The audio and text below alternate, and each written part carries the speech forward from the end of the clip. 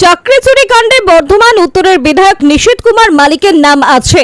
বিস্ফোরক মন্তব্য করলেন বিজেপি নেতা মৃত্যুঞ্জয় চন্দ্র।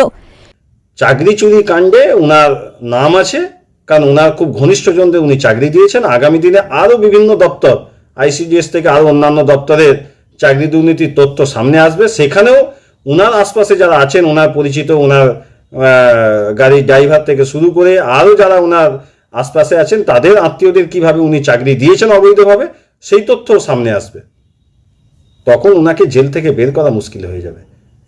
সাম্প্রতিক বর্ধমান উত্তর বিধানসভার বর্ধমান 2 নম্বর ব্লকে একটি প্রকাশ্য সভায় বিধায়ক নিশীথ কুমার মালিক বলেন, এসআইআর নিয়ে আমাদের কোনো মাথা ব্যথা নেই, তবে বর্ধমান 2 নম্বর ব্লকে যদি কোনো বৈধ ভোটারের নাম বাদ যায় তাহলে বর্ধমান 2 নম্বর ব্লকের প্রত্যেকটি বিজেপিকে ধরে আগুন জ্বালিয়ে দেব, এটাই আমাদের সিদ্ধান্ত।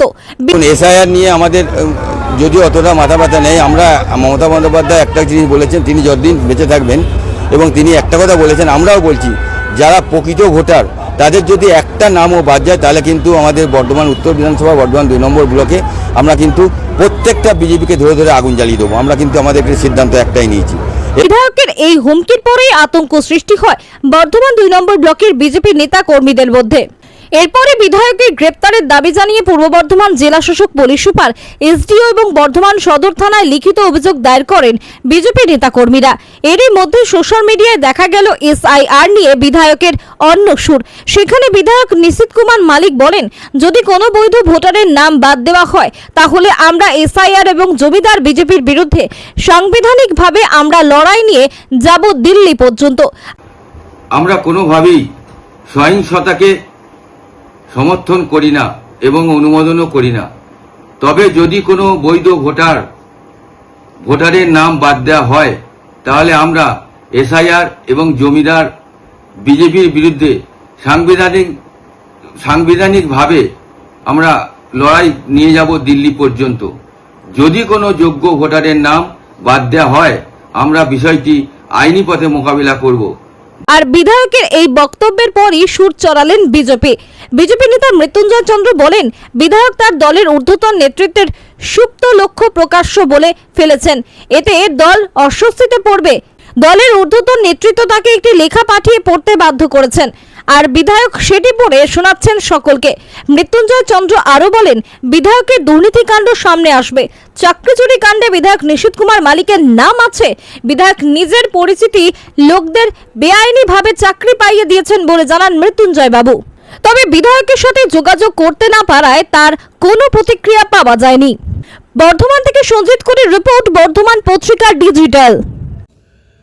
বর্ধমান উত্তরের তৃণমূলের বিধায়ক নিশীথ মালিক, তিনি কিছুদিন আগে এসআইআর নিয়ে বক্তব্য রাখতে গিয়ে তার দলের ঊর্ধ্বতন নেতাদের যে সুপ্ত লক্ষ্য, সেই লক্ষ্য প্রকাশ্যে বলে ফেলেছিলেন যে এসআইআরে যদি কোনো ভোটারের নাম বাদ যায় তো তাহলে বিজেপির নেতাদেরকে ধরে ধরে জ্বালিয়ে দেওয়া হবে।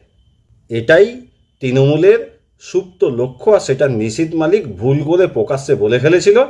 তাই দলের ঊর্ধ্বতন নেতৃত্ব তাকে বাধ্য করেছেন, একটা লেখা পাঠিয়েছে, সেটা উনি আবার জনসমক্ষে পড়ে শোনাচ্ছেন। সেখানে বলছেন উনি হিংসায় বিশ্বাসী নন, কিন্তু আমরা সকলেই জানি যে এই নিশীথ মালিক তিনি হিংসাতেও বিশ্বাসী। তার দলের যে মূল নীতি, বিরোধী রাজনৈতিক দলের নেতাদের খুন করা, যার কারণে আজকে 200-র ওপর বিজেপি কার্যকর্তা খুন হয়েছে, বগটুই কাণ্ড ঘটেছে, একাধিক জায়গায় ধর্ষণের মতো কাণ্ড ঘটছে, সব এই তৃণমূল নেতাদের কারণেই ঘটছে।